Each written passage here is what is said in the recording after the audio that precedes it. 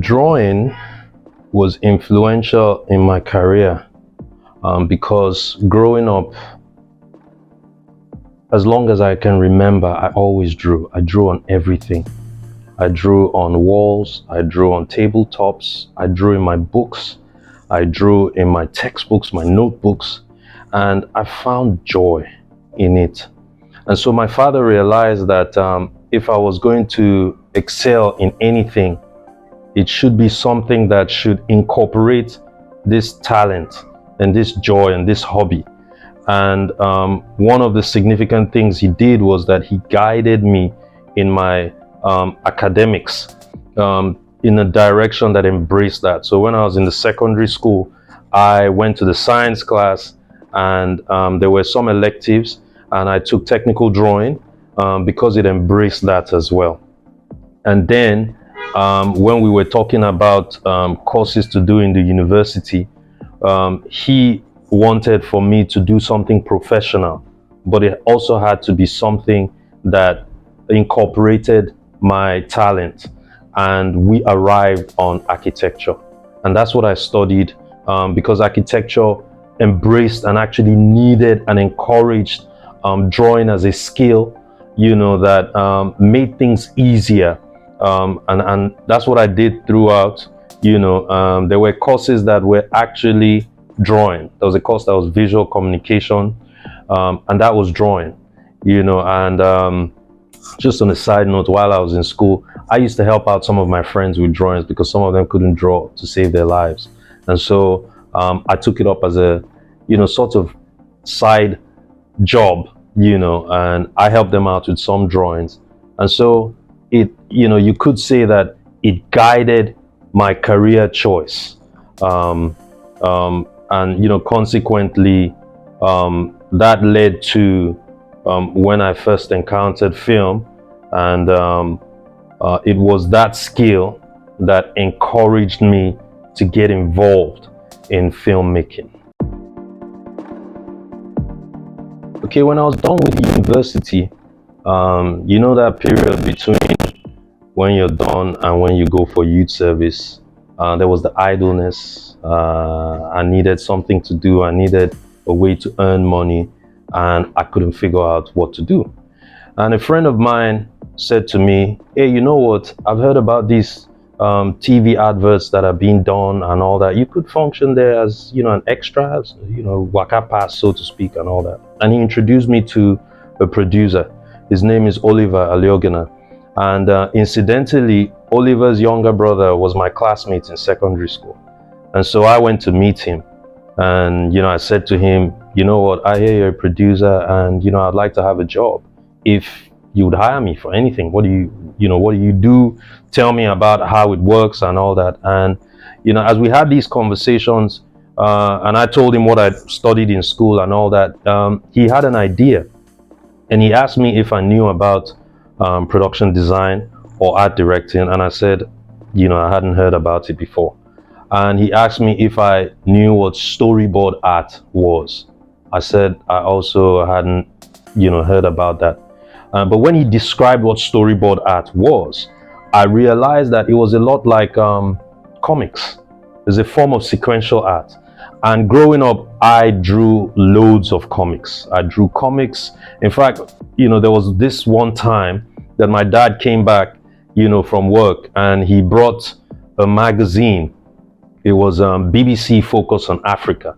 And he said to me, there's a competition there. They're looking for people who can draw, So why don't you try, your hands in this competition? I mean, you've been drawing all over the place. You might as well put it to some good use. So I agreed. And I was drawing a comic at the time, and then I put it together. And when it was ready, I submitted it. I gave it to my dad to help me submit it. And incidentally, I won an award, and 2 pages of my comic, got published in the next edition, BBC Focus on Africa. It got published, and I received £20. So it just let me know that maybe I'm doing something good. Just for context, the BBC Focus on Africa campaign it occurred when I was in secondary school. I think I was in JSS 1 at the time. So that could have been probably roughly 30 years ago. And I continued to draw comics and all that. And so when Oliver spoke to me about storyboard and described what storyboard art was, I realized that I had been doing this in a way, virtually all my life.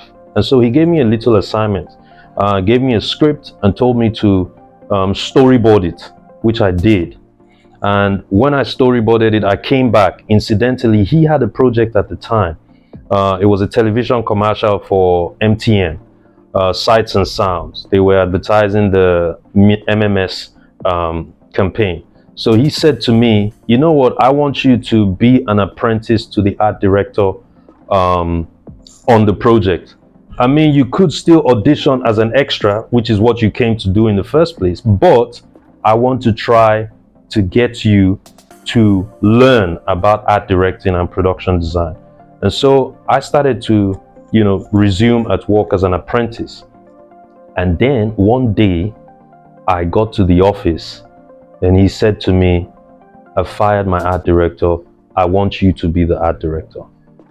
I was terrified. But I look back on that day and I'm so glad that he gave me that chance. It was baptism by fire, but I'm grateful to God and I'm grateful to him that I came out of that fire, determined to make a career out of this. And I would say that it was because of my drawing that I was, I got a foot in the door. I was able to accept and figure out a way to walk on this path. When I receive a brief from a producer, whether it's for a television commercial or it's for a TV series or it's for a short film, I ask a certain set of questions. The major thing is the script, and depending on what the production is, I would receive a breakdown of the list of spaces or sets. Once I do that, I would start to do my research about who those spaces belong to, what time those spaces are supposed to be in, what era, and what geographical location as well. These are all the things that would help me start to get comfortable with what these spaces are.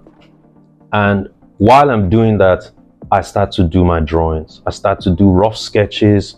I start to do rough drawings, because those drawings now help me actually start to see what these spaces are like, and then when I'm, convinced in, my heart about how exactly these spaces should be, then I proceed to do proper drawings. Of course, with my skill as an architect, I understand scale, dimensions, proportions, and all that. And I put that into consideration when I do my drawings. Because one of the things that I've learned in my career as a production designer is one thing to understand dimensions. And it's also another thing to understand how the camera views dimensions, in terms of when you're putting an object in the foreground and you need depth for the backdrop to be in the background. How far away should you be in order to allow for the cinematographer to keep the background in soft focus and things like that? So these aspects of what I do enable me to come up with a scale when I'm drawing. So depending on the nature of the production, my drawings could be to scale or they could just be sketches. But when I put those drawings together, they form a part of my own mood board and document that I use to communicate with the producer, but also to communicate with my team members. In fact, my set builder, he's always eager to see my drawings. So sometimes when I get a brief and then, I call him and I say, Mr. Tunde, we need to have a conversation about what you're going to build and how you're going to build it. And when I describe, he says to me, when can I see the drawings? And it always makes me laugh. But I realize that it's become an effective means of communication, and once he sees the drawings, he's enlightened about what exactly I need for him to do.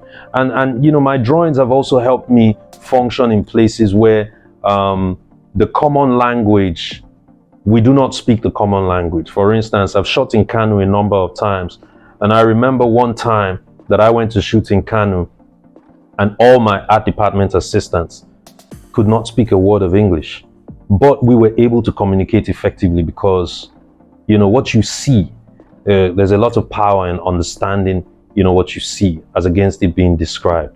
And so I was able to communicate with them through my drawings, and we were able to function effectively. So it's essential for me.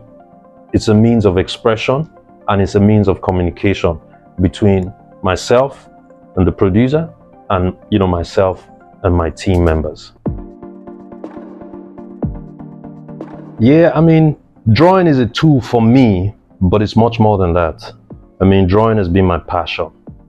I've loved drawing all my life. In fact, I've joked with my wife that when I retire from this, when I can no longer go on the field, I'm going to sit back and all I'm going to do is just draw, because I just love drawing. It's so therapeutic for me. And my preferred medium is the ballpoint pen and paper. And, you know, I wouldn't have it any other way.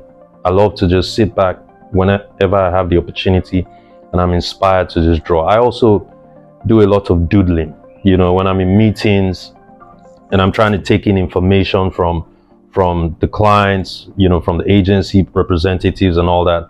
And I'm listening to them, and while I'm taking notes, I'm doodling, you know, and, you know, I'm creating patterns and I'm drawing and all that. So there's just the therapy that it gives to me, you know. It lets me escape and it gives me peace. So I've always enjoyed drawing, and I don't think I'll ever stop drawing. You know, I think it's a long lost love that I'll keep forever.